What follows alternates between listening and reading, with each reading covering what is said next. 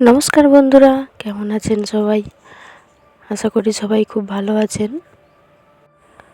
সব সময় একই রকম সয়াবিন রান্না করে খেতে যেন খুব বোরিং লাগে, তাই আজ একটু অন্যরকমভাবে সয়াবিন রান্না করলাম। আপনারা ভিডিওটি স্কিপ না করে সম্পূর্ণ দেখার অনুরোধ রইল। এখানে আমি সয়াবিন 10 মিনিট আগে থেকে জলে ভিজিয়ে রেখে ভালো করে ছেঁকে নিয়েছি। এরপর লবণ, হলুদ একসঙ্গে খুব ভালোভাবে মাখিয়ে নিচ্ছি। কড়াই গরম হয়ে গেলে দিয়ে দিচ্ছি সরষের তেল।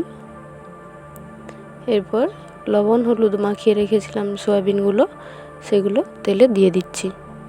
খুব ভালোভাবে আমি সয়াবিনগুলো তেলের মধ্যে ভেজে নেব।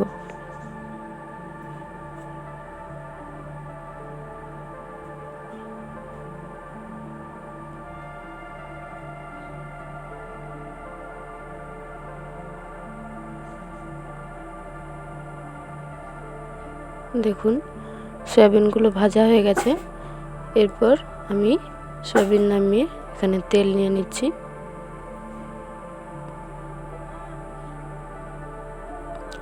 এরপর দিয়ে দিচ্ছি একটা বড় সাইজের পেঁয়াজ কুচি।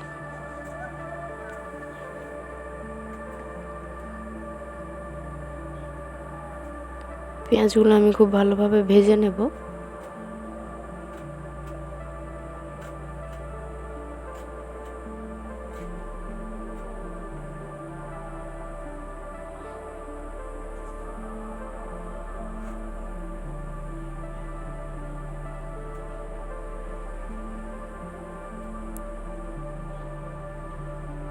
দেখুন পেঁয়াজগুলো খুব ভালোভাবে ভাজা হয়ে গেছে।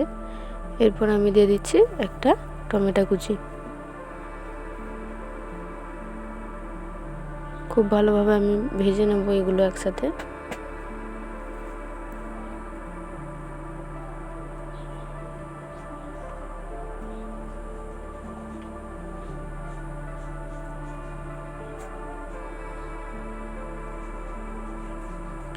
এরপর দিয়ে দিচ্ছি 3-4টে চেরা কাঁচা লঙ্কা, দিয়ে খুব ভালোভাবে আরও নেড়ে নেব।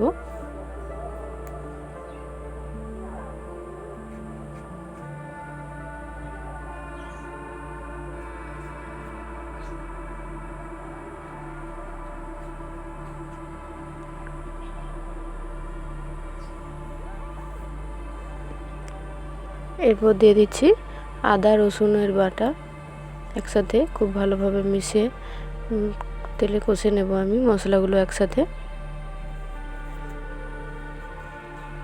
এরপর দিয়ে দিচ্ছি লঙ্কা গুঁড়ো, হলুদ গুঁড়ো,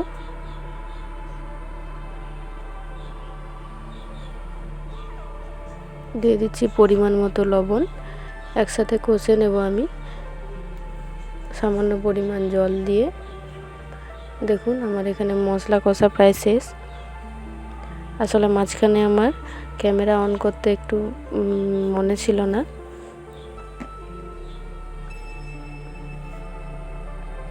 মশলা কষা হয়ে গেছে দেখুন।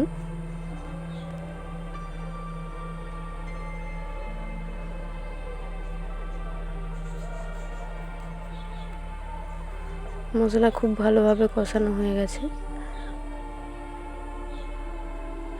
এরপর দিয়ে দিচ্ছি ধনেপাতা কুচি।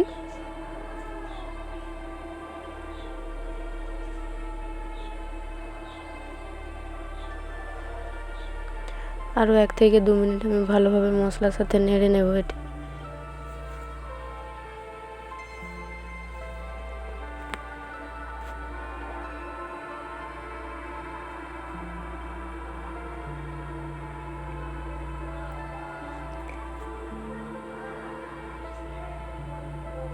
এরপর দিয়ে দিচ্ছি একটা ডিম ফাটিয়ে আমি মশলার সাথেই দিয়ে দিচ্ছি এবং ডিমটি আমি মশলার সাথে খুব ভালোভাবে নেড়ে নেব। দেখুন যেন খুব ভালোভাবে মশলার সাথে ডিমটা মিশে যায়।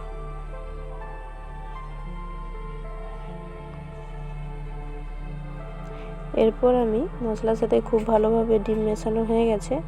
এরপর যে সয়াবিনগুলো আমি ভেজে রেখেছিলাম সয়াবিনগুলো মশলার সাথে দিয়ে দিচ্ছি। দিয়ে খুব ভালোভাবে আমি নেড়ে নেব মশলার সাথে।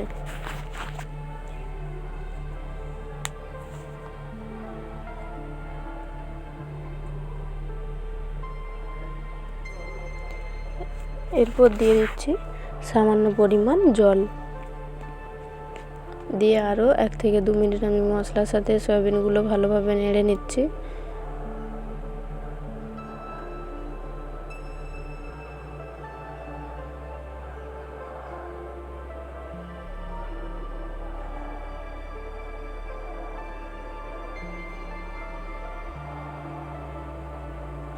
দেখুন সয়াবিনটা ফুটে গেছে। 3 থেকে 4 মিনিট আমি সয়াবিনটা ভালোভাবে ফুটিয়ে নেব।